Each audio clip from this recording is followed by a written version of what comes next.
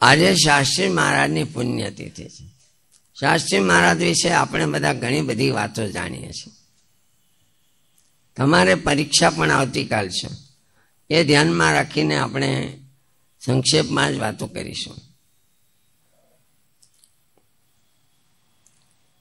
શાસ્ત્રી મહારાજ ઘણી વખત આપણે કાલે સ્વામીનો પેલો વિડીયો તમે દર્શન કર્યા. ભગવાન સ્વામિનારાયણનું ભજન કરતા હોય એવા શરીર છોડે ત્યારે કુણા માખણ હોય છે. 2 દિવસ આશરે 48 કલાક જેવું થઈ જાય. બરફની પાઇટ ઉપર રાખ્યા હોય, આજુબાજુ બરફ ચારે બાજુ. ગુજરી ગયા પછી ઘણીવાર લોહી જામી જાય, પણ અગ્નિ સંસ્કાર વખતે એકદમ કોણું માખણ જેવું શરીર. એ શાસ્ત્રી મહારાજે આપણા જેવા અનેક જીવોના કલ્યાણ માટે ગુરુકુળ કર્યું છે. વાલા વિદ્યાર્થીઓ, સ્વામી જ્યારે ધામમાં ગયા ત્યારે અમે છોકરાઓ બધા સાધુ થયા હોય. અમે લગભગ તમારી જેમ જ વિદ્યાર્થી તરીકે જાજા છીએ. આપણા 275 સાધુઓમાં આશરે 200 જેટલા વિદ્યાર્થી જ છે. અમે જ્યારે સાધુ થવા આવીએ ઘરે, છોકરાઓ ભલે ગુરુકુળમાં ભણ્યા હોય, પણ સાધુની રીત વાત બહુ આવડતી ન હોય. તમે અહીંયા જે આરતી, રામકૃષ્ણ નિયમ બોલો, એ બધો ફરીને ભગત થયા પછી અમારે બહુ ડીપમાં ધીમે ધીમે શીખવાડવું પડે. અમે જ્યારે ઘર છોડી અને સાધુ થાય ત્યારે અમને કાંઈ વિશેષ રીત ભાત આદિ ન આવડતું. કહીએ તો ધોતિયા પહેરતા પણ ભણતા હોય ને આવડતું હોય તો આવડે, પછી ચાદર ઓઢતા ન આવડે. ગાતરીઓ આવડું લાંબો પહેરીને હોય બધું સાધુઓ ગુરુ આજ્ઞાથી અન્ય બીજા સાધુ શીખવાડે. નાતા ધોતા, હાથ ધોતા, સત્સંગની રીત ભાત. ભગવાન ને સાધુનો મહિમા એ પણ સાધુએ શીખવાડ્યો હોય, ગુરુએ શીખવાડ્યો. જે ગુરુ અને જે સાધુ, એની બ્રહ્માનંદ સ્વામી અનેકની ઉપમા આપી. જૈસે હેમ હુતાશ મેં ડાર કે, સોની સુતાર લુવાર કડિયા કુંભાર. ઘણી બધી શિલ્પીકાર ધ્યાન રાખી અને મૂર્તિ બનાવે.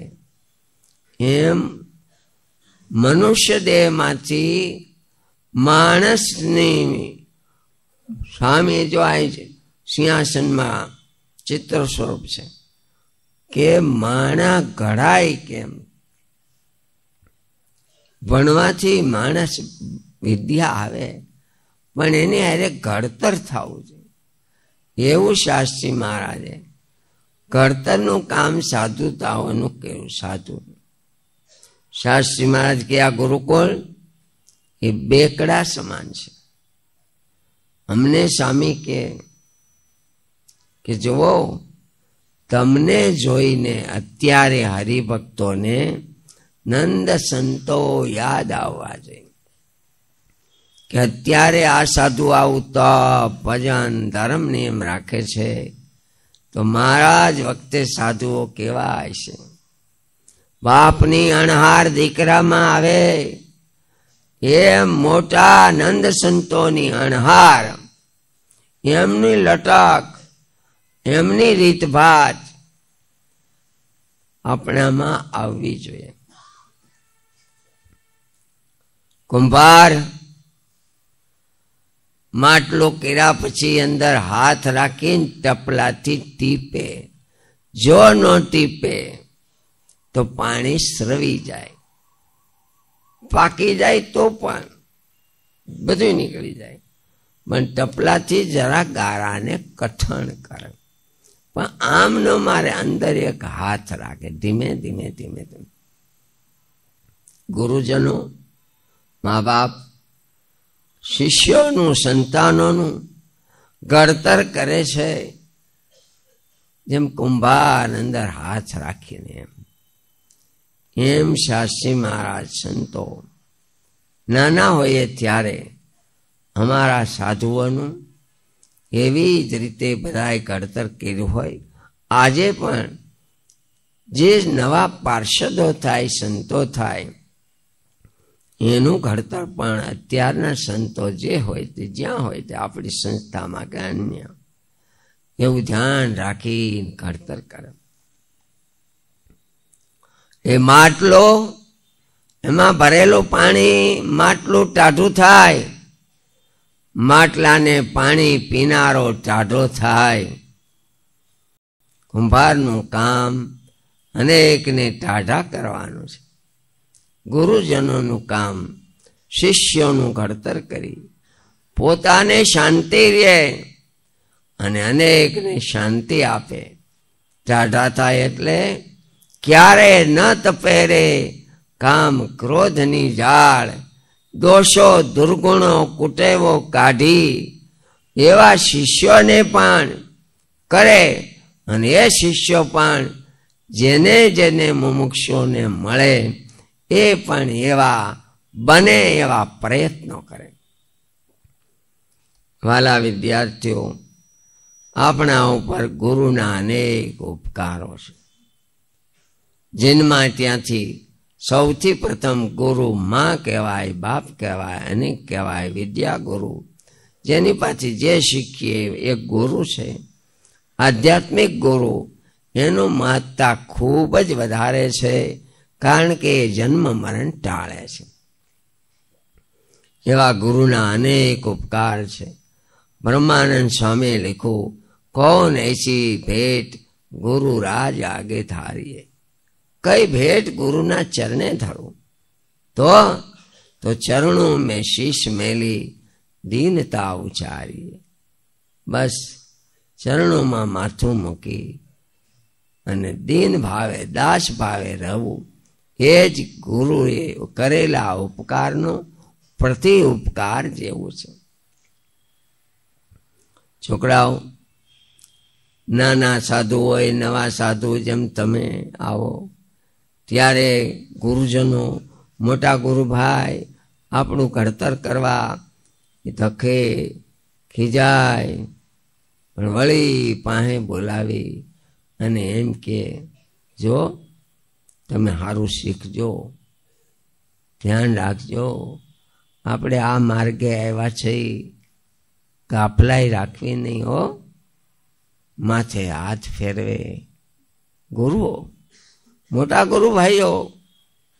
તમને જેમ પૂજ્ય આજ સુધી ઋષિકેશ સ્વામી હતા, પરમ સ્વામી હતા, જય હરિનારાયણ સ્વામી હતા, પરમ સ્વામી હતા, અત્યારે ઋષિકેશ સ્વામી છે.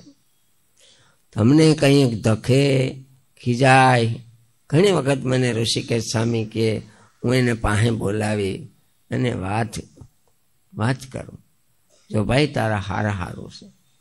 એ માની જેમ ધ્યાન રાખે છે, એને ખોટું ન લાગે, એ મૂંઝાય નહીં, એ પાછો પાસે આવે, જેથી કરીને એને ભડક ઓછી રહે, પગ ભારે ન રહે, એટલે વાલથી બોલાવે. છોકરાઓ, અમારે પણ એવું જ હોય. સાધુ થાય પછી ગુરુ, મોટા ગુરુ ભાઈઓ આપણને કે પછી બોલાવે, આપણું સેવન કરે. ઈંડાઓનું અનેક પ્રકારે સેવન થાય છે. માછલી પાણીમાં ઈંડા મૂકી હામું જોઈ રહે છે, સમય જતા સેવાઈ જાય.